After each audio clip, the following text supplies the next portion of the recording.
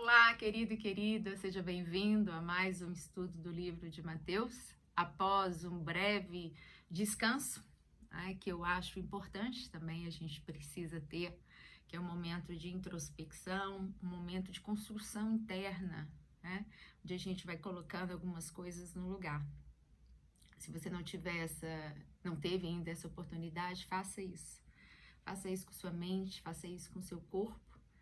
E isso é saúde você ter esse momento interior, tá? Mas a gente está de volta aqui para continuar esse aprofundamento e compartilhar com você coisas maravilhosas, né? Que essa palavra, ela revela-se para nós, para cada um que busca com afinco, com integridade de espírito, né? Com, de fato, uma mente aberta, uma mente voltada mesmo, né, para devoção, mais do que uma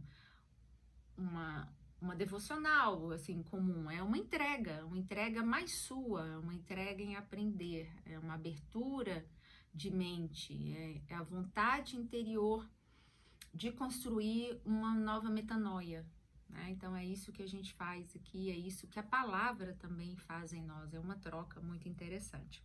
Bom, nós havíamos parado em Mateus 10, 42 e falamos, né, de Mateus 10 tudo, que foi uma orientação de Jesus para aqueles discípulos. Então, nós fizemos uma revisão histórica, né, do significado dessa orientação para aqueles homens.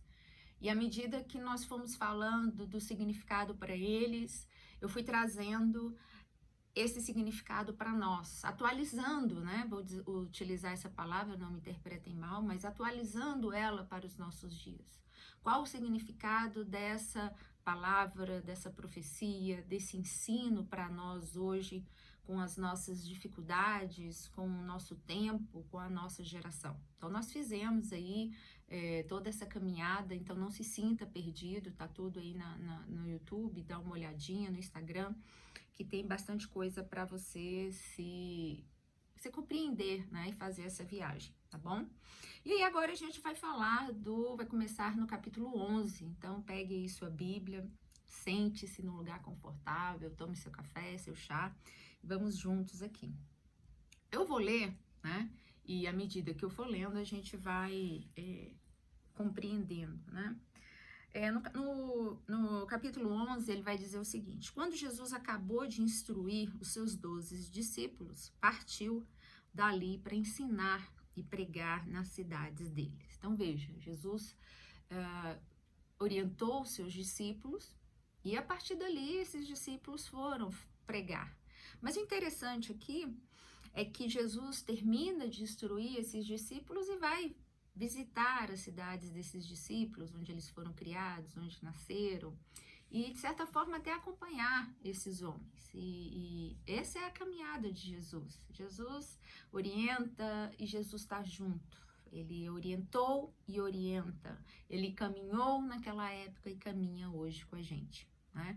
Então, ele não nos solta no mundo aí, deixa a gente caminhar solto, como ovelhas que não têm pastor. Não, esse não é Jesus. Ele instrui, envia e vai junto, vai acompanhando, vai ensinando na cidade desses discípulos. Só que hoje, naturalmente, hoje é o que João lá 14 vai nos trazer, né? O próprio Jesus vai dizer, olha, eu vou enviar o Consolador. Então, hoje eu e você caminhamos aqui, pregando, ensinando, curando, levantando pessoas, por meio desse Espírito que nos acompanha, né? Desse Espírito que está conosco, desse Espírito que é revelador, né? Que é consolador. Como João 14 vai nos dizer, né? Olha, não se preocupem, ele vai ensinar a vocês a respeito de todas as coisas, né? Isso dá muita tranquilidade para a gente continuar caminhando, para a gente fazer essa obra. Caminhou lá e caminha aqui comigo e com você. Isso gera fé no nosso coração, isso gera convicção de que aonde nós estivermos, ele estará conosco. Né? Ainda que nós sejamos minoria, mas, e essa é uma palavra que para mim ela mexe muito com a minha mente, ela faz o meu coração transbordar de esperança, de fé e de paz, inclusive, né? Quando ele vai dizer que eu estarei convosco, o Consolador vai caminhar com vocês não estarão só, não fiquem tristes. Jesus diz isso aos seus discípulos, não fiquem tristes, pois eu estarei com vocês. Olha que coisa linda, né? João, e aqui esse João do versículo 2 é o João Batista. João, ouvindo no cárcere falar dos feitos de Cristo, enviou 2 dos seus discípulos a perguntar-lhe, és tu aquele que havia de vir ou devemos esperar outro? Respondeu-lhes Jesus, ide e anunciai a João as coisas que ouvis e vedes. Os cegos veem, os coxos andam, os leprosos são limpos, os surdos ouvem, os mortos são ressuscitados e aos pobres é anunciado o evangelho. E bem-aventurado é aquele que não se escandalizar por minha causa. Então aqui João Batista é aquele que é primo de João, de Jesus, filho de Zacarias, filho de Isabel. Esse João Batista, ele está preso, né? A gente tem que lembrar aqui que esse foi aquele ao qual o profeta Isaías profetizou sobre ele, que ele haveria de vir para endireitar os caminhos, né? Para preparar, endireitar no sentido de preparo, né? De ser um que antecede o Cristo. Esse é João Batista, né? João Batista não era sacerdote do Sinédrio. João Batista era um ser disruptivo, era um ser diferente, era um homem nazireu, né? Um homem que vivia afastado, um homem que tinha vestes de camelo, tinha uma alimentação diferenciada, era um homem que os próprios sacerdotes e toda a população ali ia até ele, afastado do centro da cidade, e ouvir o que esse profeta tão distinto, tão diferente, falava acerca de Jesus, né? E João, que é esse cara que ele aparece com uma palavra orientadora, uma palavra forte. Ele é o primeiro nos evangelhos a chamar os próprios sacerdotes de raça de víboras. Quem vos ensinou a fugir da ira vindoura, da ira futura? É João que aparece com essa linguagem, né, destemida, né, um homem destemido que chama o sacerdote a uma responsabilidade, a olhar para si. É João Batista que vai dizer, olha, o machado está posto à árvore.